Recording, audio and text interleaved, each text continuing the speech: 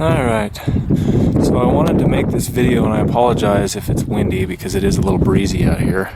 But I'm out in eastern Montana doing some mule deer hunting, and as you can see, this is some pretty neat country I'm in. Lots of beautiful country here with the glass. And I want to point out a problem that I've had on this hunt, a problem that I've discovered with these Vortex scopes. This is the Vortex Razor 65 millimeters, 16 to 48 power. Now, one thing that I've discovered on this trip, and I've had this problem several times, the temperature right now is about, probably between 19 and 23 degrees. I'm not 100% sure. In fact, actually, I can pull out my Kestrel and tell us exactly what the temperature is. But anyway, the problem I want to show you is that the ring here on the scope itself, the magnification ring, sorry about that, was getting out my Kestrel.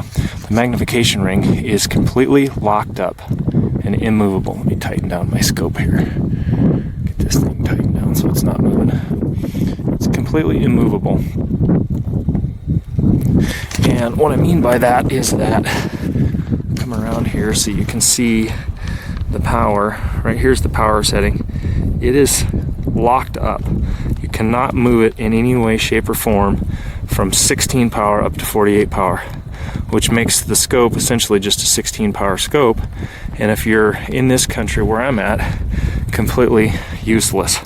Again, completely locked up. I mean, I'm twisting it as hard as I possibly can, and it's not working. Now, I had a call with customer service about this issue. They sent me a brand new eyepiece about 4 days ago. I had to pick it up about 40 miles from here's a little town, and they overnighted me one, and they sent me a new one. This is the new one. It's doing the exact same issue, and like I said, it's not moving at all. It's not working at all. You can tell there's a little bit of wind out here. It's been cold.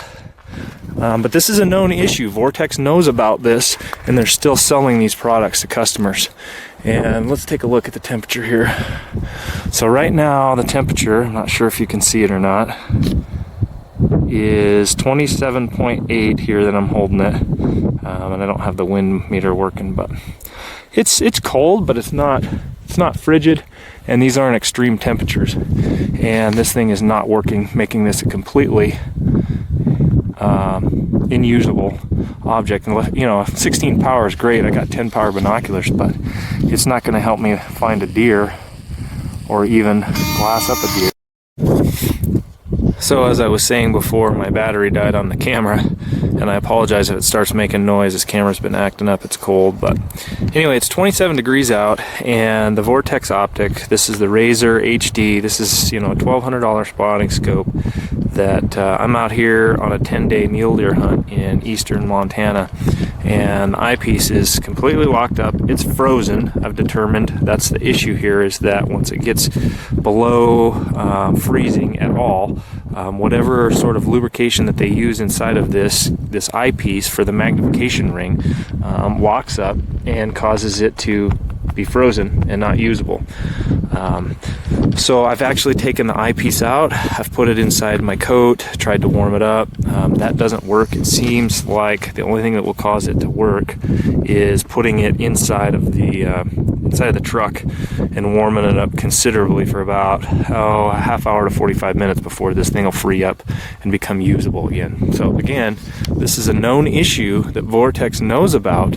It's an issue that they have repeated by, in fact, one of the customer service manager told me that their R&D guy had stuck one of these things in a freezer just to see if he could replicate the problem, because another customer had the same issue that I was having, and sure enough, he was able to replicate the problem. So they know about this, and yet they're not doing anything to fix them.